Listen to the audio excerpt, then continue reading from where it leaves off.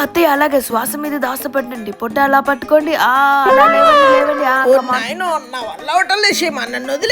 అత్తయ్య ఇంకా 5 నిమిషమే, కవ్వు మొత్తం పోతుంది. దాని తర్వాత నా ఇంద్రలాగా స్లిమ్ గా కనిపిస్తారు. అమ్మా కొవ్వు పొద్దు లేదో తెలియదు కానీ నేను పోయేటట్టున్నాను.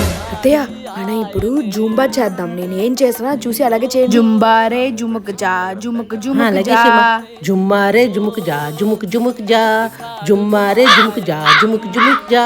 అత్తయ్య నెక్స్ట్ ఎక్సైజ్ అలాగే చేతిని వెనక పెట్టి కిందకి కాల్ని టచ్ చేయండి చూద్దాం.